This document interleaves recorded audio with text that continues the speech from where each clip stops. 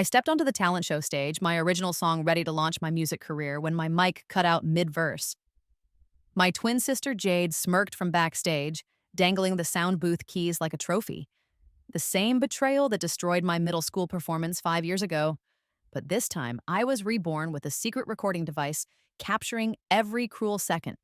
The gymnasium fell silent except for the hum of overhead fluorescent lights as I stood frozen under the blazing stage spots. My mouth moved to lyrics no one could hear while 300 students stared from their metal folding chairs. The familiar taste of copper filled my mouth as I bit down on my tongue, fighting the urge to flee like I had in 7th grade. But my phone buzzed against my hip with a notification that sent electricity through my veins. My backup recording app had caught every note in crystal clear audio, while the school's live stream broadcasted Jade's sabotage to hundreds of viewers online. The small device hidden in my guitar case had become my secret weapon. The boos started as scattered whispers, then built into a crescendo of disappointment that crashed over me like a tidal wave. Students shifted restlessly in their seats, the screech of chair legs against linoleum creating a symphony of impatience. Teachers frantically gestured from the wings for the next act to prepare. "Get off the stage!" someone shouted from the back, and laughter rippled through sections of the audience. The sound pierced through me, but I forced myself to stand tall and walk off with my head high. My legs trembled beneath me as I made my way to the bathroom, but something fundamental had shifted inside me. I wasn't the same helpless girl who'd run away crying 5 years ago. The bathroom door slammed behind me with an echo that bounced off tile walls, and the sharp chemical scent of industrial soap triggered memories of every panic attack I'd hidden in school restrooms.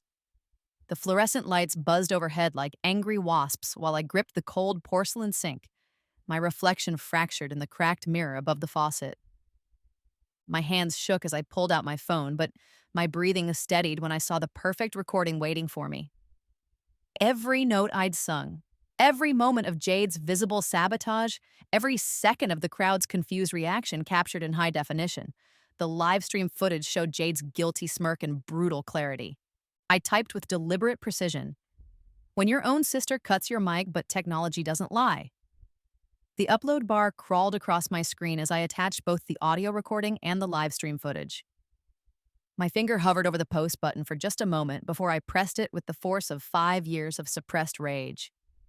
Within 10 minutes, my phone exploded, with notifications that chimed like church bells announcing my resurrection. Comments poured in faster than I could read them. Viewers raging about the obvious sabotage, sharing their own stories of family betrayal, demanding justice for what they'd witnessed live. The view count climbed past 10,000 as I sat on the bathroom floor, the cold tiles seeping through my jeans. 20,000, 30,000. Students from other schools were discovering the video and sharing it with their friends. My follower count jumped from 300 to 2,000, then 5,000, as the algorithm picked up my content. By the time I emerged from the bathroom, my phone was buzzing with a call from an unknown LA number.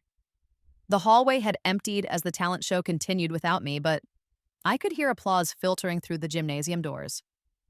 "Maya, this is Jake Martinez from Stellar Records," the voice said when I answered with trembling fingers. "I just watched your video and I think we need to talk." That voice, that stage presence, even without a working mic. "Kid, you've got something special." I leaned against the lockers, their metal surface cool against my back as Jake explained how viral videos could launch careers overnight.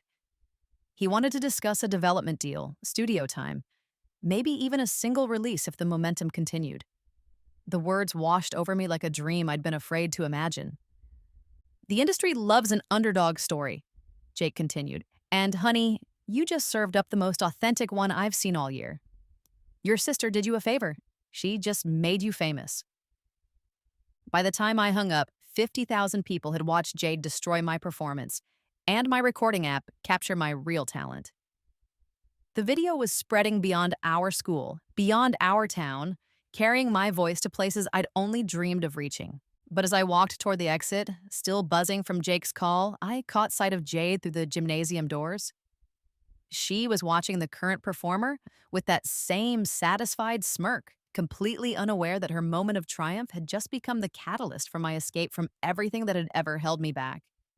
The cool night air hit my face as I pushed through the school doors, and I realized this was just the beginning.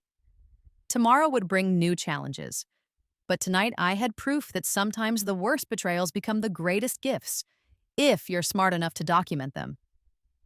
Jake Martinez's voice still echoed in my ears as I walked through the school hallways Monday morning, his development deal offer feeling like a lifeline in the storm that was about to hit. But the whispers started before I even reached my locker. Jade had spent the entire weekend spinning her version of events to anyone who would listen. Maya faked the whole thing for attention, I heard Jessica Martinez tell her friends near the water fountain. Jade showed us the text where Maya planned it all out. My stomach clenched as more conversations drifted toward me. Her own sister would never sabotage her like that. Maya's always been jealous of Jade's popularity. She probably cut her own mic for sympathy views. The hallway felt like it was closing in around me as students shot sideways glances in my direction. Some looked sympathetic, but too many wore expressions of doubt and judgment. Jade had worked fast and she'd been thorough. By lunch, the damage was complete.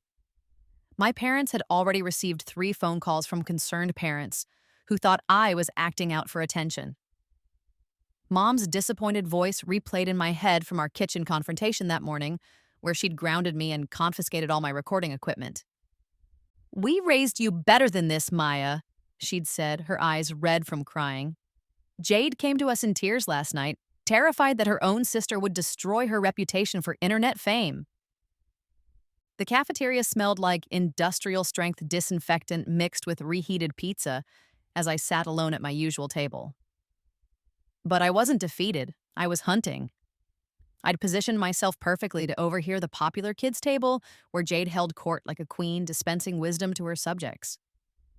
"The whole thing was so obviously fake," Jade said, gesturing dramatically with her plastic fork. Maya's been planning this for weeks. She even asked me about the sound booth keys last month, claiming she wanted to help with tech. I kept my eyes on my untouched sandwich while secretly recording every word on my phone hidden beneath the table. The audio quality was perfect, clear enough to capture the smugness in Jade's voice as she continued weaving her web of lies. "She's always been jealous that I'm the pretty twin," Jade continued, her voice carrying across the cafeteria. "And now that we're seniors, she's desperate to be special before we graduate. She'd throw anyone under the bus for a little fame." Her friends laughed and nodded, eating up every word like it was a gospel truth. But I noticed a few students at nearby tables exchanging uncertain glances. Not everyone was buying Jade's performance. The recording ran for 12 minutes before I finally stopped it, my phone burning hot against my palm from the extended video capture.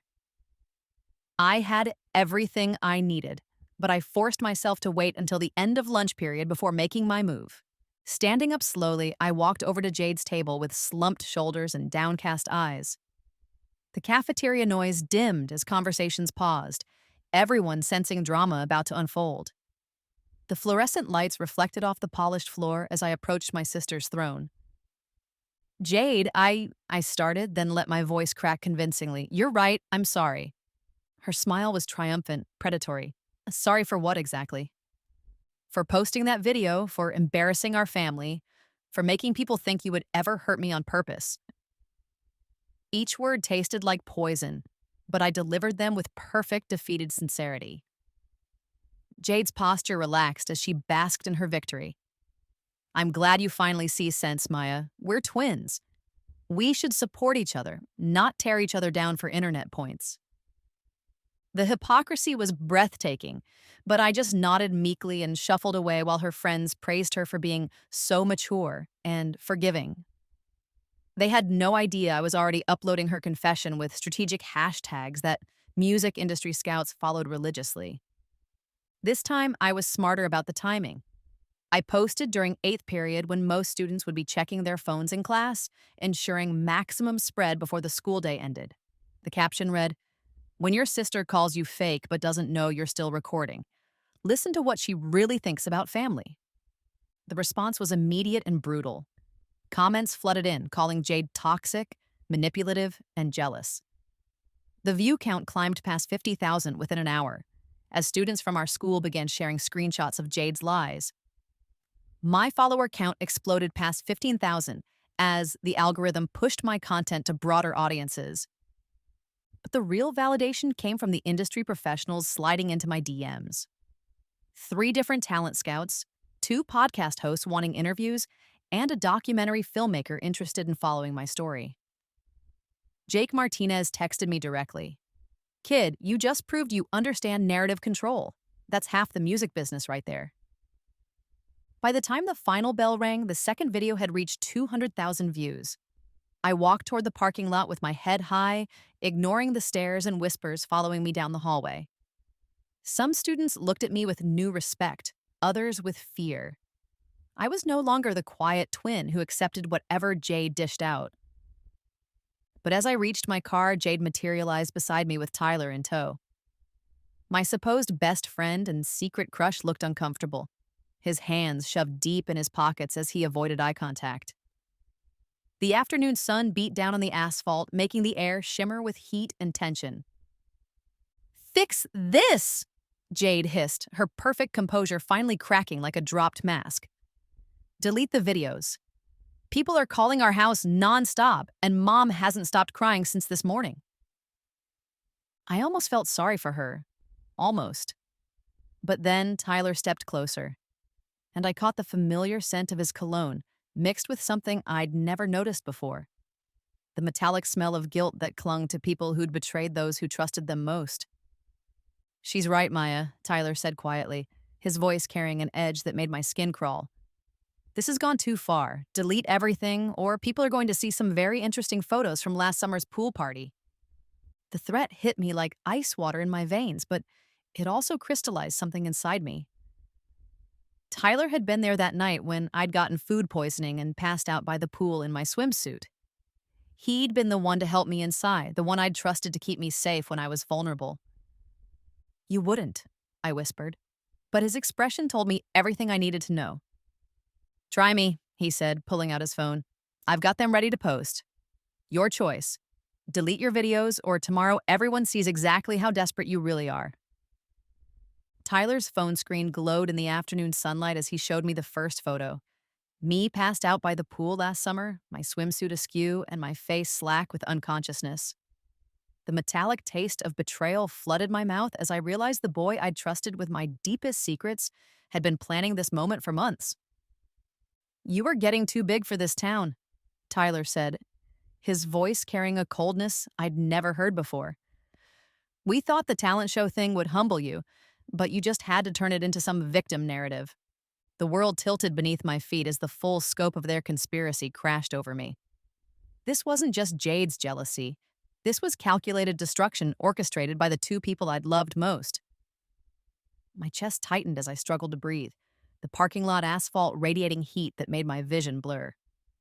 "We," I managed to whisper, though part of me already knew the answer. Jade's smile was razor sharp as she stepped closer. "You think I could have gotten those sound booth keys without help? Tyler's been planning this since you started talking about music school applications." The ground seemed to shift under my feet as memories rearranged themselves like puzzle pieces clicking into place. Tyler encouraging me to apply for scholarships I'd never get. Tyler suggesting I perform at the talent show instead of submitting recordings to colleges. Tyler always being there when I needed comfort, feeding me just enough hope to keep me vulnerable. "You played me," I said, my voice barely audible over the sound of car engines and slamming doors as other students left campus. "We saved you from embarrassing yourself on a bigger stage," Tyler replied, scrolling through more photos on his phone. "Small-town girls don't make it in the music industry, Maya. We were being realistic." The cruelty in his voice hit me like a physical blow. I stumbled backward against my car, the hot metal burning through my shirt as tears blurred my vision. The boy who'd held my hand through my parents' divorce, who'd listened to every song I'd ever written, who'd been my first kiss behind the gym. He'd been my enemy this entire time. But as I stood there trembling in the heat, something Jake Martinez had said during our phone call echoed in my mind. "The industry is full of people who'll try to control your narrative. The successful artists are the ones who learn to control it themselves." I wiped my eyes and pulled out my phone with hands that had stopped shaking. You want to play dirty? Let's play dirty. Tyler's confident expression faltered as I opened my live stream app. What are you doing? Controlling my narrative, I said, hitting the record button as viewers immediately began joining the stream. Within minutes, I had 3,000 people watching in real time. Hi, everyone, I said, my voice steadying as the viewer count climbed. I'm Maya, and some of you have been following my story about sibling sabotage, but it turns out the betrayal goes deeper than I thought. Tyler lunged for my phone, but I stepped away, keeping the camera trained on his panicked face. This is Tyler, my best friend since childhood, and my sister's co-conspirator. Tyler, would you like to tell my audience about the photos you're threatening to release? Turn that off, Jade shrieked, but I could see comments flooding the screen as viewers reacted in real time. The chat was moving too fast to read, but I caught glimpses. What photos? He looks guilty, F. This is insane. The photos were taken when I had food poisoning and passed out at a pool party. I explained to the camera, my voice growing stronger with each word. Tyler helped me inside, and I trusted him to keep me safe. Instead, he photographed me while I was unconscious and has been saving them to blackmail me. The viewer count hit 10,000 as Tyler's face went white. Maya, stop. You don't understand what you're doing. I understand perfectly, I said, turning the camera to capture Jade's horrified expression. I understand that my own sister and best friend have been systematically destroying my confidence and opportunities for months. I understand that they planned the talent show Sabotage together, and I understand that when their plan backfired, they resorted to threatening me with revenge porn. The comments exploded with outrage as viewers shared the stream and called for justice. I could see the view count climbing past 15,000, then 20,000, as the story spread across social media platforms. Here's what's going to happen, I continued, my voice calm despite the chaos around me. I'm going to the police about the blackmail and the photos. I'm going to my parents with the recordings of your confession, and I'm going to show everyone exactly what kind of people you really are. Tyler made another grab for my phone, but I was ready. Did everyone see that? Tyler just tried to physically stop me from telling the truth. That's exactly the kind of controlling behavior that's been happening behind the scenes. The livestream chat was now moving so fast, it was just a blur of supportive messages and angry emojis. I could see my follower count jumping by hundreds every minute as viewers shared the stream with their friends. Maya, please, Jade said, tears streaming down her face as she realized how completely their plan had backfired. We can work this out. We're family. Family doesn't sabotage each other's dreams, I replied, keeping the camera steady despite the adrenaline coursing through my veins. Family doesn't threaten each other with blackmail. Family doesn't spend months systematically destroying each other's self-worth. The viewer count hit 25,000 as I prepared to end the stream with the promise that would change everything. Tomorrow, you'll see what happens when you underestimate someone with nothing left to lose, and trust me, I'm just getting started. The livestream ended with 30,000 viewers and a comment section that looked like a digital riot, but I wasn't done revealing my cards.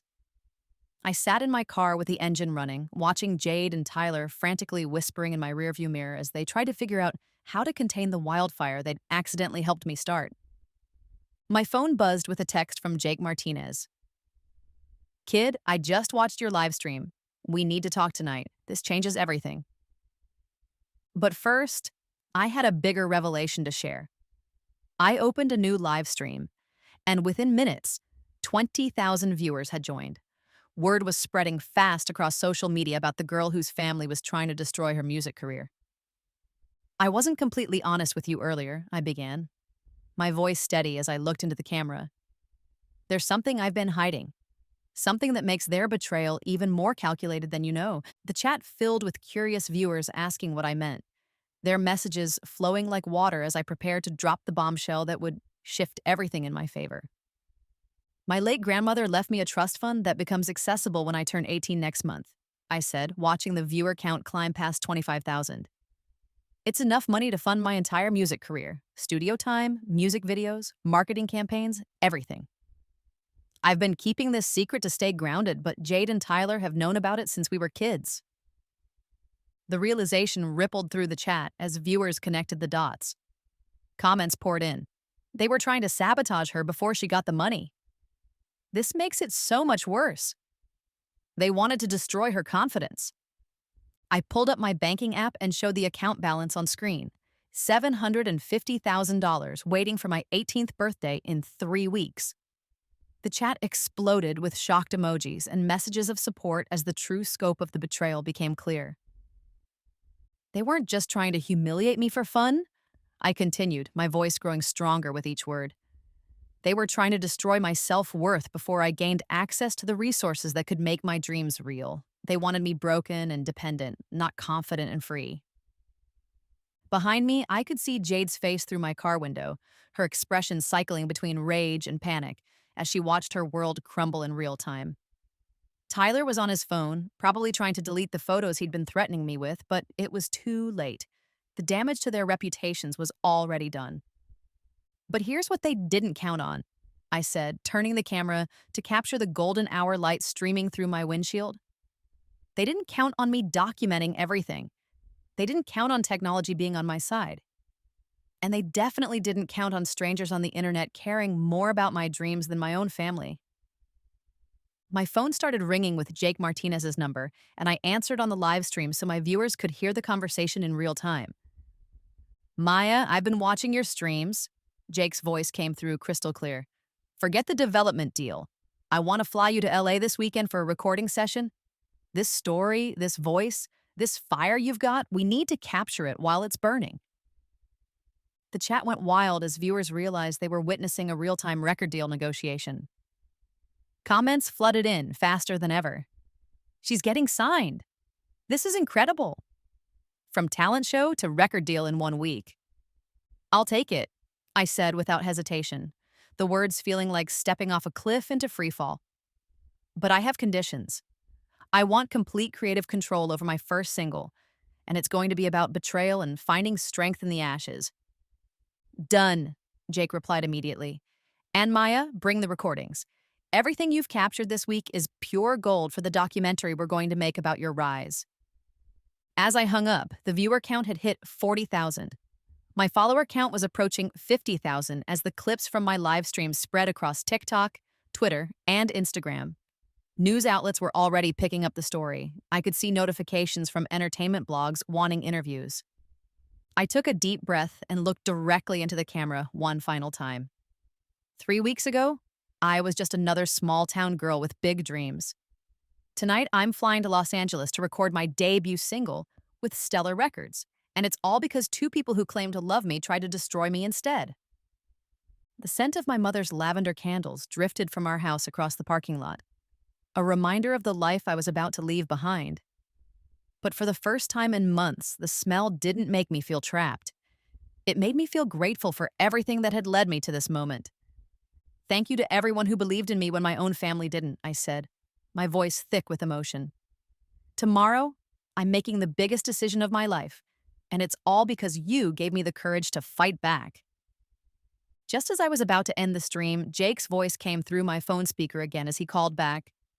Maya, there's one more thing. MTV wants to document your journey from the beginning. They want to start filming tomorrow. Are you ready to show the world what happens when you refuse to stay small?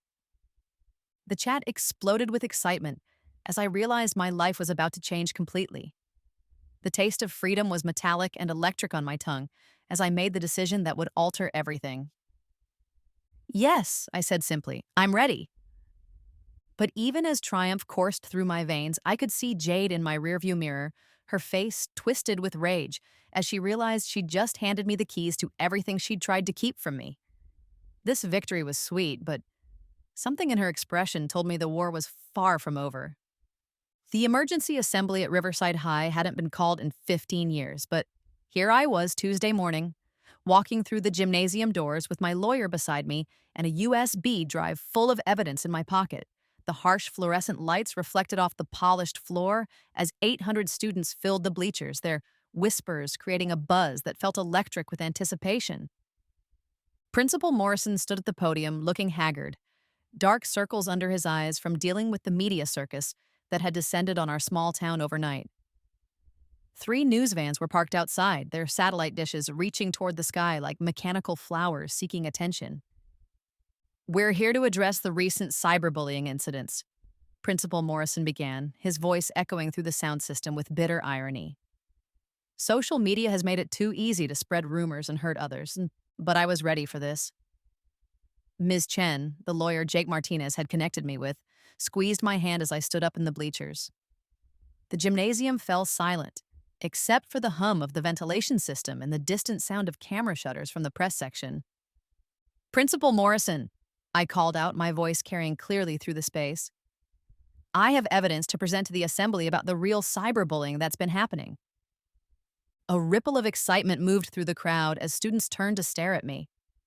I could see Jade 3 rows down, her face pale, as she realized what was about to happen. Tyler sat beside her, his leg bouncing nervously as he stared at his shoes. "Maya, please sit down," Principal Morrison said, but Ms. Chen was already walking toward the AV station with our prepared presentation. "The school board has approved this evidence presentation," Ms. Chen announced, her professional voice cutting through the tension. "Maya Rodriguez has been the victim of a coordinated harassment campaign that includes blackmail, sabotage, and threats of revenge pornography." The words revenge pornography sent a shockwave through the gymnasium.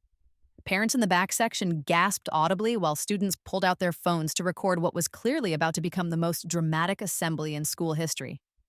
The first slide appeared on the massive projection screen. Screenshots of text messages between Tyler and Jade planning the talent show Sabotage. The messages were date-stamped from 3 weeks before the performance, proving premeditation that made several parents stand up in their seats. "Oh my God," someone whispered loud enough for the microphones to pick up. But that was just the beginning.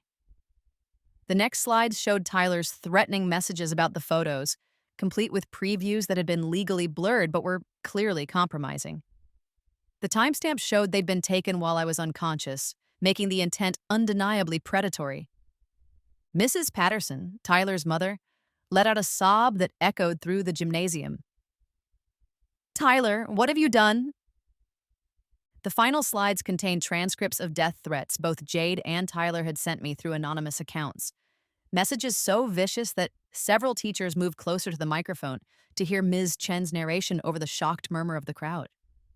"These messages include graphic descriptions of violence," Ms. Chen continued, her voice steady despite the chaos erupting in the bleachers. "They were sent from IP addresses traced to both defendants' home networks."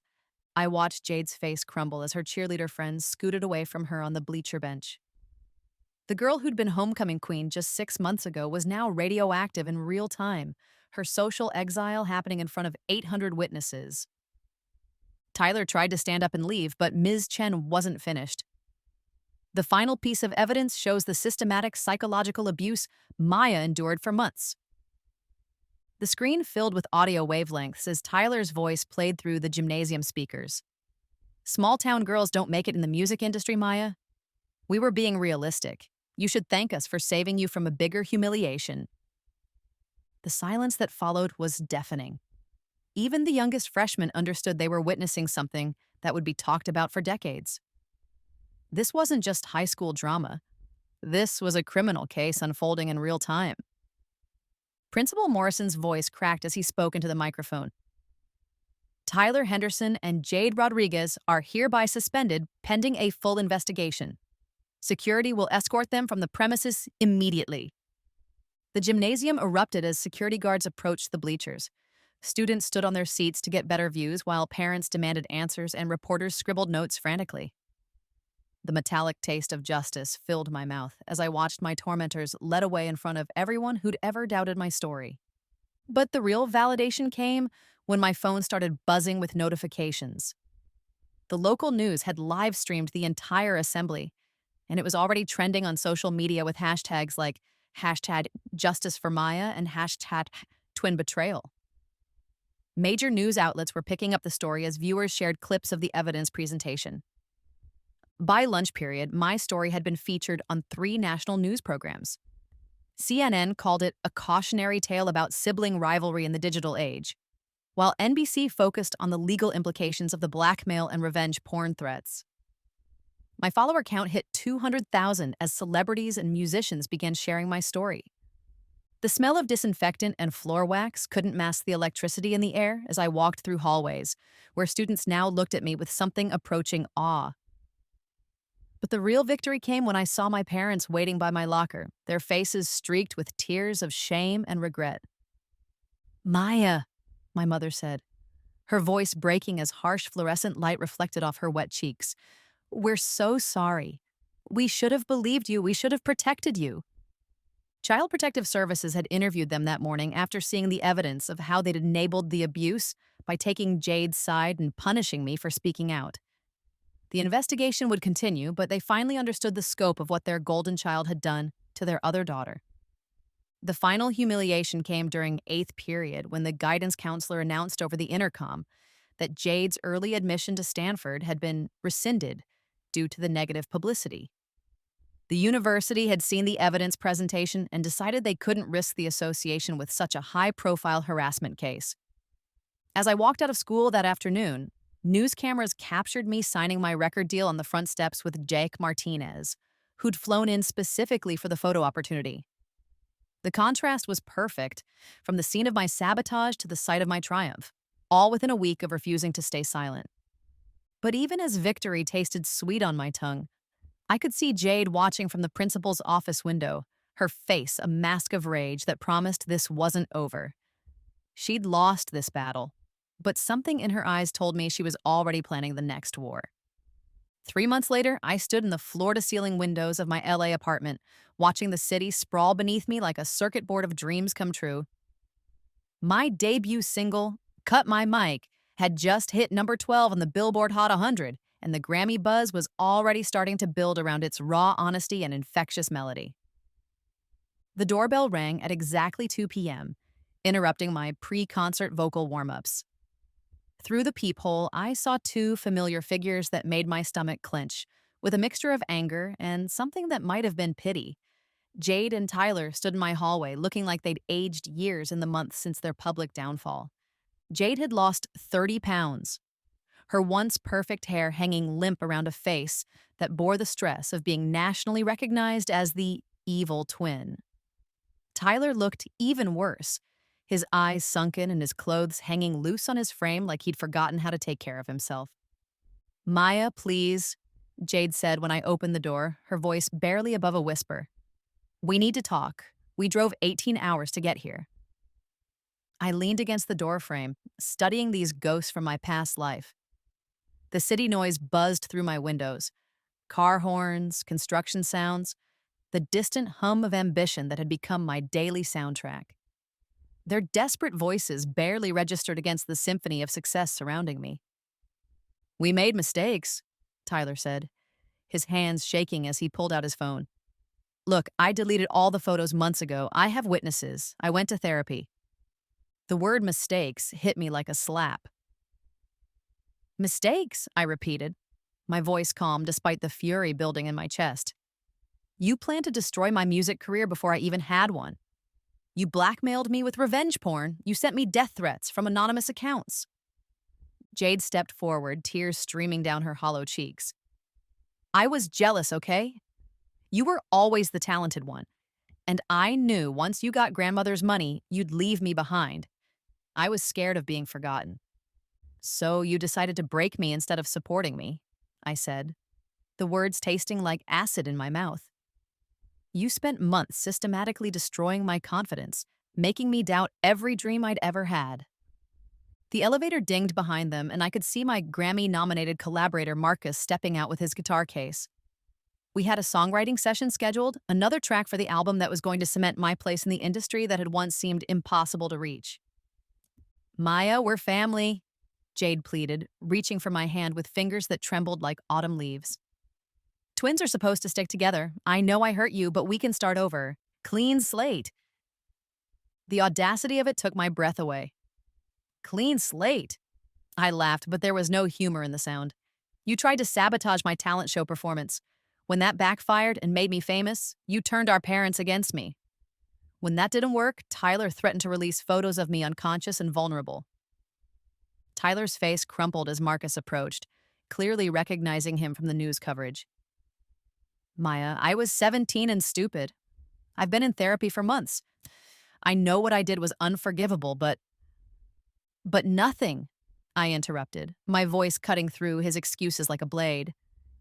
You taught me the most valuable lesson of my life, that family and friends can be your biggest enemies, that the people who claim to love you might be the ones working hardest to keep you small. No. Through my windows, I could see the Hollywood sign in the distance, a symbol of dreams that I'd once thought were impossible for a small town girl. But standing here in my penthouse apartment, with my hit single climbing the charts and my sold out concert happening in 6 hours, I realized that their betrayal had been the catalyst for everything good in my life. We're begging you, Jade said, her voice breaking on each word. Just give us a chance to make it right. We'll do anything. Public apologies, therapy, whatever you need. I looked at these broken people who had once held my heart in their hands and chosen to crush it. And I felt something I hadn't expected. Complete indifference. They no longer had the power to hurt me because I no longer needed anything from them. When I was lying awake at night listening to your death threats play in my head, I said quietly, I used to fantasize about this moment, about you coming to me broken and desperate, begging for forgiveness. Hope flickered in both their eyes, but I wasn't finished. I thought it would feel like victory, I continued, stepping back into my apartment. But you know what? You're irrelevant. You don't matter enough for me to hate anymore. The words hit them like physical blows, but they were true. I'd spent months in therapy working through the trauma they'd inflicted, and I'd emerged stronger and clearer than ever before. Their opinions, their regrets, their desperate need for redemption, none of it had any power over the woman I'd become. Maya, please, Jade started, but I was already closing the door. No, I said simply, looking them in the eyes one final time. You taught me that family and friends can be your biggest enemies, and I learned the lesson. Thank you for showing me exactly who you really are.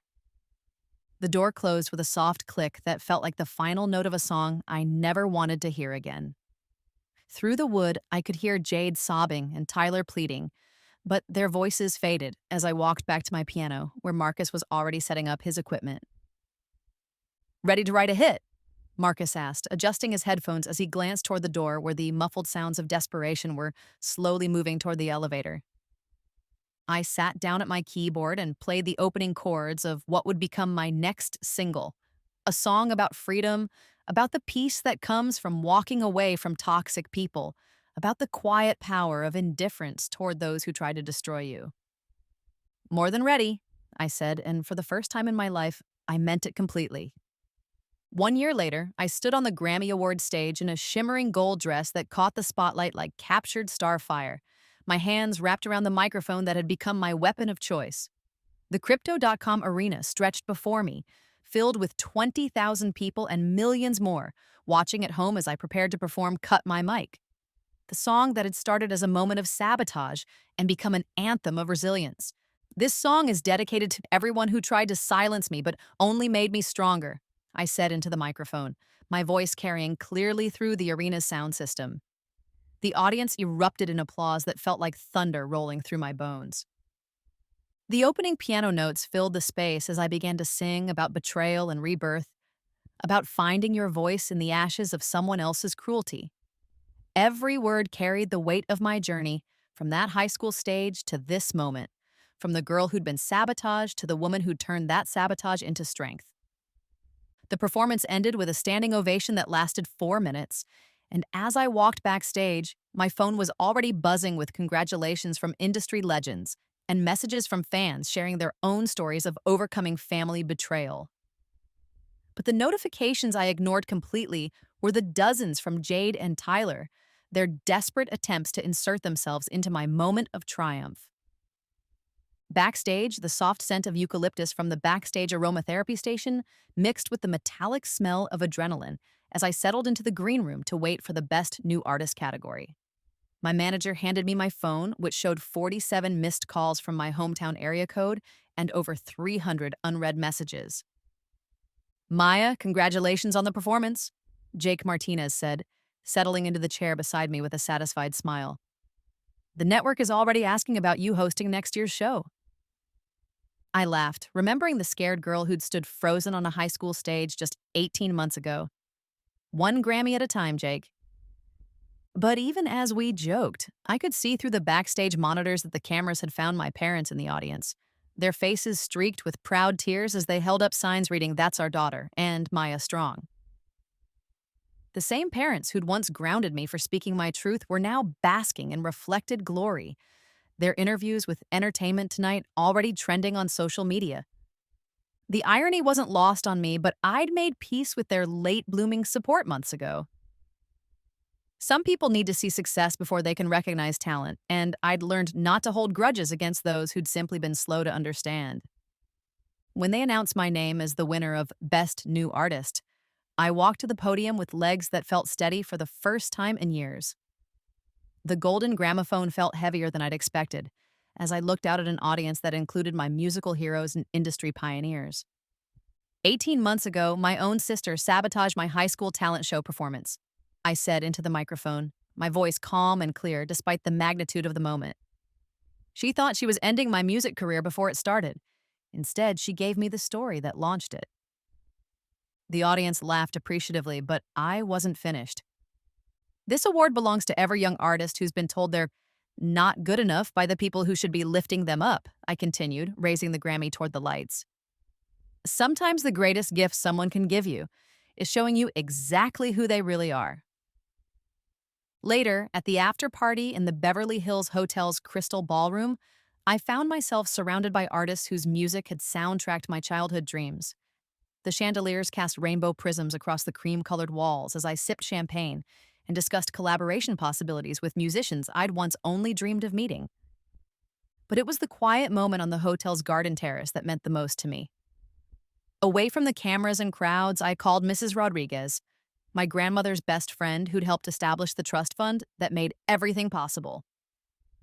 Mija, her warm voice came through the phone, carrying the scent of gardenias through my memory. Your abuela would be so proud. She always knew you had fire in your heart. As I hung up and looked out over the glittering city that had become my home, I realized the most important victory wasn't the Grammy in my purse, or the record deal, or even the millions of fans who'd found strength in my story. It was the knowledge that I'd never again need anyone's permission to chase my dreams. My phone buzzed one final time with a message from Jade. Congratulations! I'm sorry I wasn't the sister you deserved. I hope someday you can forgive me. I read it twice, then deleted it without responding. Some chapters were meant to stay closed, and I'd learned that the most powerful response to some people was the gift of your absence from their lives. The soft breeze carried the scent of jasmine from the hotel gardens as I made my way back to the party, where my Grammy-winning night was just beginning. But in my heart, I knew this wasn't really about the awards or the recognition. It was about a scared girl who'd refused to stay small, who'd turned her deepest wounds into her greatest strengths. As I rejoined the celebration, I smiled at the realization that the greatest revenge had never been revenge at all. It was building a life so beautiful that you forgot why you'd ever needed anyone's approval in the first place.